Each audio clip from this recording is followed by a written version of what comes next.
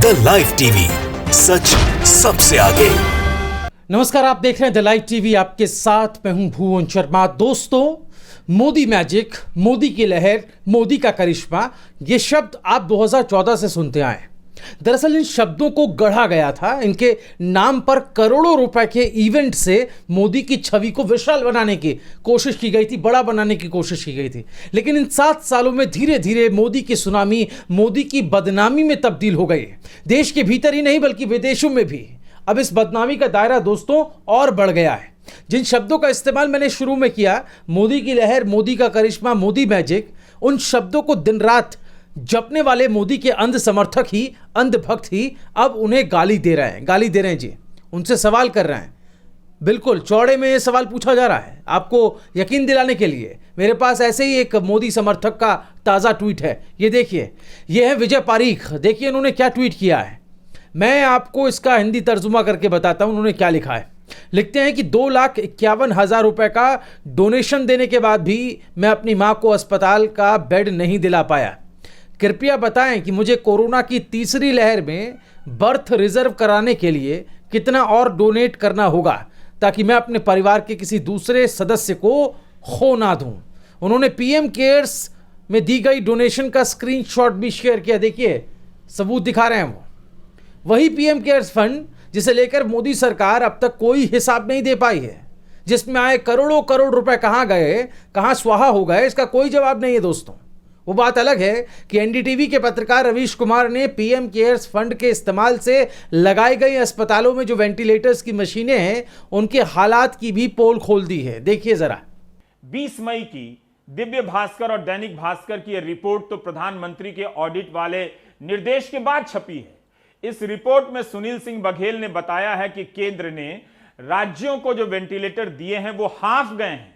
कहीं पर वोल्टेज कम हो जाता है, कहीं पर ऑक्सीजन का प्रेशर कम हो जाता है। यही नहीं, कहीं कहीं पर 5 रुपए के फ्यूज की वजह से पीएम केयर्स वाले वेंटिलेटर ठप हैं।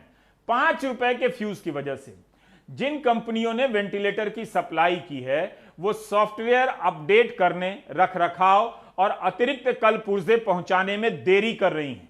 23 मई के इंडियन एक्सप्रेस की यह खबर देखिए।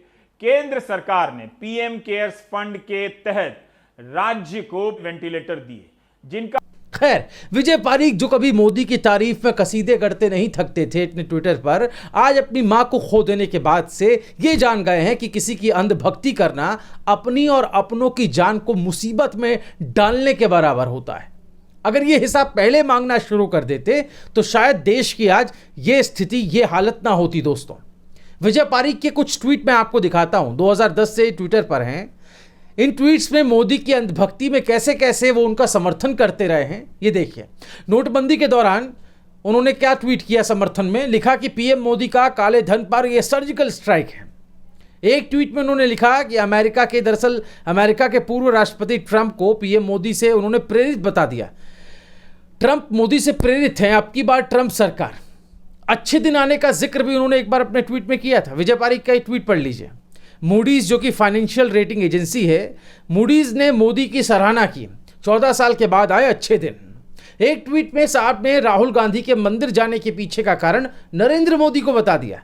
लिखा कि राहुल गांधी पिछले 20 साल में जितने मंदिर नहीं गए उतने पिछले 20 दिनों में जा चुके हैं। ये नमो पावर है, नरेंद्र मोदी की पावर। अब बताइए आप दोस्तों दर्शकों की जब आंखों में पट्टी बंधी थी तो इन्हें अच्छे दिन नजर आ रहे थे, और अब जब आंख खुल गई है, पट्टी खुल गई है, तो अपनों को अपनी आंखों के सामने खोता देख रहे हैं।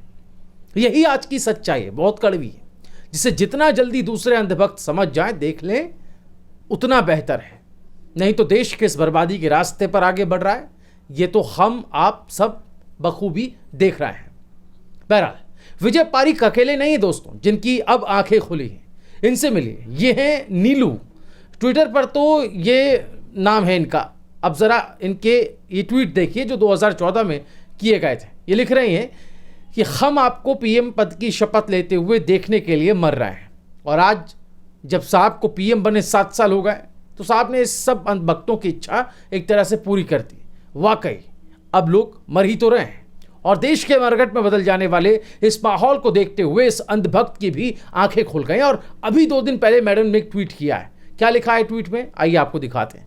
ये उनका ट्वीट है। लिखा है कि ये है मोदी का राम राज्य, जहां लाशों का अंबार लगा हुआ है। और हकीकत भी तो कमोबेश यही है कि शवदाह के लिए जगह नहीं बची है। नदियों में बॉडीज उतराती रोज देखी जा रही हैं। नदी किनारों की रेत पर जो है वो लाशें दफना दी गई हैं। अज्ञात लाशों पर भगवा रंग की चादरें जो हैं वो दिखाई दे रही हैं। क्या ये सब नज़ारा काफ़ी नहीं अब भी हकीकत को समझने के लिए?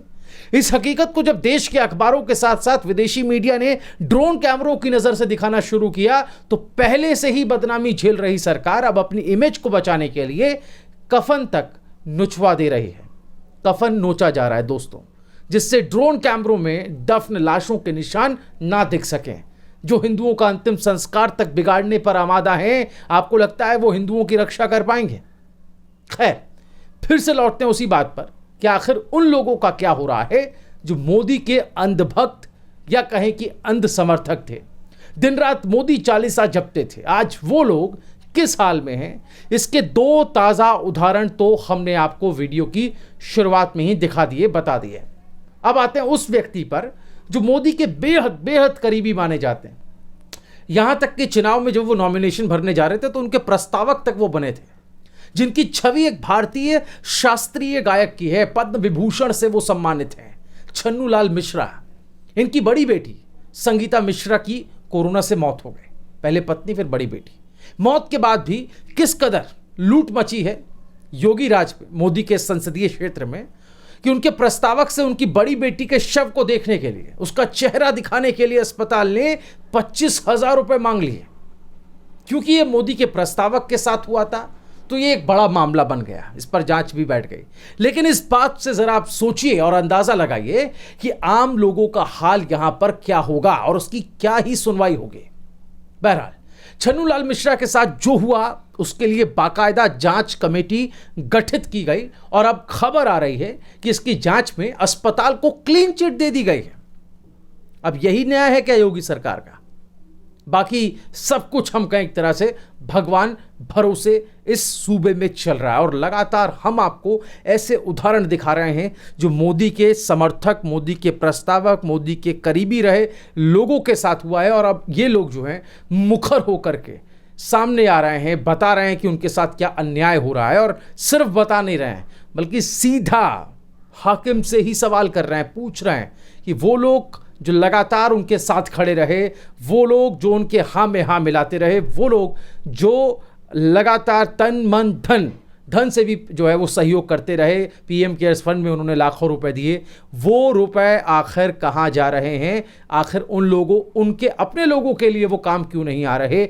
ये अब सीधा सवाल जनता जो है पूछ रही है सरकार से। ये बहुत ज़्यादा स्पष्ट हो चुका है। दोस्तों, आपकी राय क्या है? आप हमें कमेंट करके ज़रूर बताएं।